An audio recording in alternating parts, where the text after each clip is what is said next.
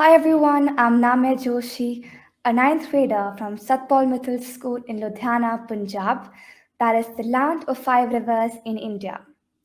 I am a Minecraft mentor as I create educational lessons in it which are mapped to whatever subjects that we study in our classrooms as well as to the SDG goals.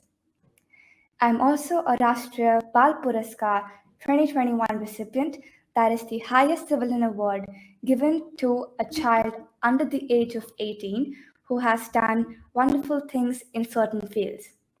And this award has been given to me by our worthy Prime Minister, Mr. Narendra Modi. First of all, I'd like to thank Tech Kena for giving me this opportunity to come here and present. And today, I'm going to be talking about building a more inclusive tomorrow using game-based learning. So I'm a student who loves to empower student voice through TEDx, SDGs. I'm writing a book which will be out soon through podcasts, YouTube. My motto, each one teach 10, entrepreneurship and STEM. Inspired by my own motto, each one teach 10, I've spent the last few years designing and delivering free of cost coding workshops for more than 10,000 teachers, young people, especially girls in India and all over the world, as well as designing and also taking workshops for them so that they can make their own clubs, and now they've started that as well. I've spoken at numerous forums such as Chaos 2019 in Finland, EDO Days Microsoft, UNESCO, Convoke, Asia Balance Summit, Adobe Education Summit, CSLA, Tech Now as well. And my motto is that through my motto, each one teach 10, it becomes more beautiful and impactful. And this chain reaction can create ripples of change to achieve the United Nations Sustainable Development Goals. But before we start anything, it is very important to know the importance of inclusion to build an inclusive tomorrow. That is essential to build a productive, engaging, and inclusive learning environment so that we can empower students to do their best work. It means favorite way of learning. I believe that a lot too much because we all love to play games. Like our mind just loves to play games. So the first step goes like you're just playing games for fun. Now, if you start thinking from a concept, from a way that you're playing games with some learning objectives, that you're learning certain things like we learn passion, we learn patience, we learn empathy while we're playing in collaborative way. But if we go towards learning in the classroom environment and we start adding those objectives while playing games, we can study and play at the same time. And that's how game based learning develops. And then finally, both of them lead to gamification in education. Now comes the question that why shall we use Minecraft? Why only Minecraft? Okay, my answer to you first is engagement. Minecraft helps to engage students more in the classroom, and it creates a bond between teachers and students because the teachers will give out questions, students will answer, and vice versa because students get more inquisitive when they can see the things, they get lots of ideas that they can share, as well as they get really curious about what can we do here, what more could be added in, what does that mean. Second thing is relevance. Now, what does this mean is that we are not sure of certain things, that are they even viable in the current scenario or will they work in the future. Certain concepts can be explained using Minecraft, and we can show some relevant examples while building them. Next is classroom extension. So Minecraft is a great classroom extension. Now, I'm not saying that we can replace the books completely. That's not possible. But we can always have a good extension to the classroom where we are having mixed learning through books as well as through visuals with ICT tools as well as game based learning. Next is digital citizenship. Here in Minecraft, it's not just talking about being safe online, or digital citizenship itself does not mean being safe online.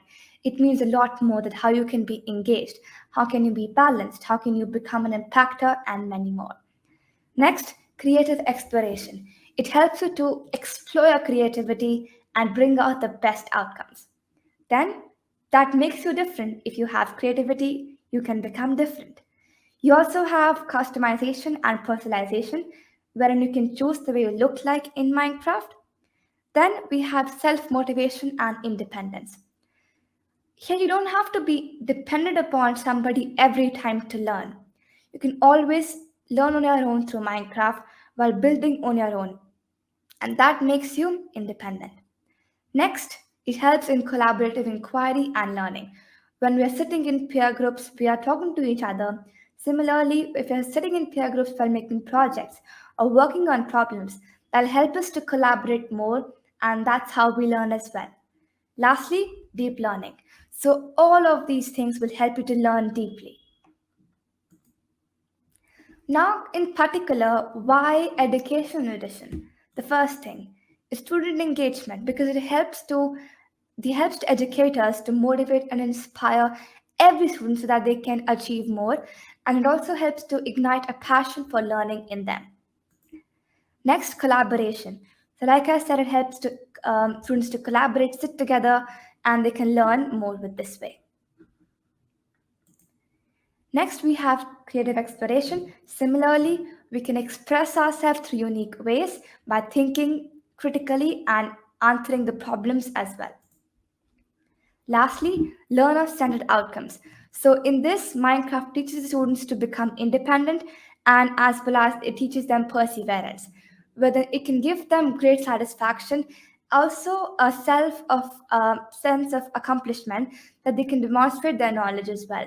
So, if you're studying a certain concept, you can make that through Minecraft, and then you can get motivated that you know the concept, as well as give that to your teacher so that she can also use that in the classroom, to make the concept more engaging. So here you can see we have the normal parameters of lesson plan, and you can also make sure that the teachers can incorporate them in the classroom while they're sharing their ideas and lessons in the lesson plan. So there are 5 competencies. The first is introduction, development, summation, evaluation, and reflection. So, if I give you an example, in my school, it is being used in all of the 5 aspects. Examples: introduction. So, it has been used to introduce the topic of states of matter in the classroom. And herein, you have solid, you have liquid, and you have gas. Differentiate properties over. Next, development. Here we have, let's say, an example of the respiratory system that we're talking about different parts, what it leads to, what is the function, the location, and so on. Then, summation. Let's say to summate the topic of motion in one dimension for physics.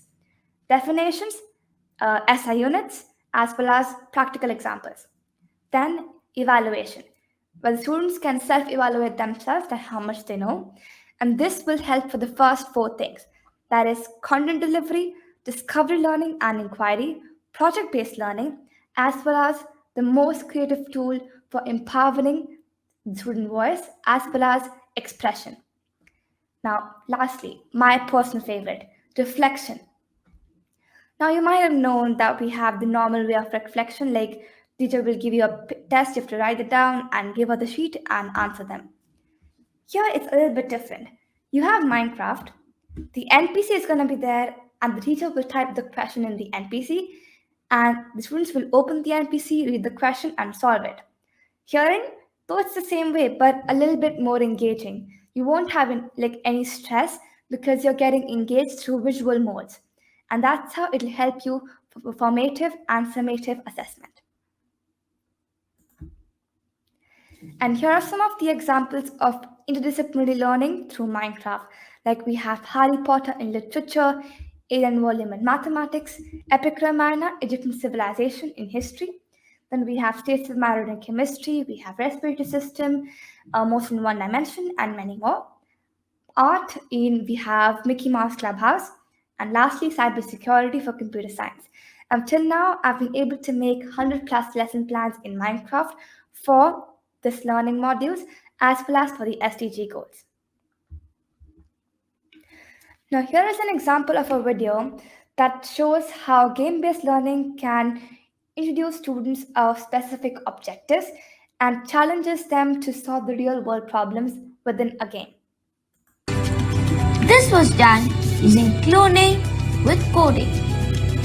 Using the redstone circuit was fun and it helped to build safe areas from COVID 19. Futuristic technology has been used to enter and exit any area. Clean drinking water, drip irrigation, use of solar energy, electric cars are some of the steps towards the perfect world. Crafting was used to build banner designs. It is not the cure, but the prevention and appropriate usage of the naturally available resources like water, forest reserves, solar energy, which can make sustainable living possible. Now, this entire world talked about that it is not always important that we have to reach to the end in one step. It always goes step by step. Like it is said, that success has no elevator. You always have to take the stairs. Similarly, it is not possible for us to reach the perfect world in one day. It takes time, it takes perseverance, and it takes effort. So, if we all do our bit, we can surely reach the perfect world someday. Now, next thing that we have, it is also a great tool, like I talked about, interdisciplinary learning through Minecraft. And here's an example of a world that is about good health and well-being, healing hands, caring hearts. So it talks about how we can stay fit, we can stay always motivated in the life, and we always have to meditate, exercise through different ways. Like we have Flipboard videos, we have MS forms, we have Wikilets. So that's always engaging for the students. Then we have equity and inclusion. Minecraft is a powerful tool for talking about diversity, social justice with the new equity and inclusion curriculum that talks about not just justice but also inclusion, identity, civil rights, and it's also talking about the social leaders who have fought in the world wars and the ones who have made history and have brought us out of poverty to make a better world in today's scenario. Next is accessibility in Minecraft. So there are many ways, like we have speech to text, we have captions, we have immersive video, that is one of my favorite. And lastly, single sign-on. That is really interesting. So let me give you how it works. So you have to enter your email ID and password, and then you sign in. And when you go to the settings, you have this option of turning it on. Now, you closed Minecraft, and after an hour or so, you want to work again. So you open it. Then automatically your account will be signed in. You won't need to add your email ID password again, but that's always optional. If you don't want to sign in again, then you can turn it on. But if you want to go ahead and sign in again, then you can turn it off. Now, here's what Tech for Good looks like in action. The 5 competencies of digital citizenship. First, you are alert. You know how to create safe spaces for others online. You're balanced. You know how to prioritize your time offline and online. You are engaged. You know how to create channels for people for civic engagement. You are informed. You know how you have to go ahead, look at social posts, and know how you have to react to them. Inclusive. You are respecting people, you listen to their viewpoints, you're stepping into their shoes, and you're respecting them with empathy. And when you can do all these 5 things, you become an impactor. And then you can empower others to do the same.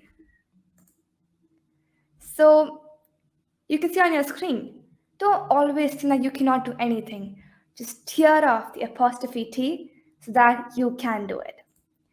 Road ahead, each one, teach 10, the journey continues. Thank you so much.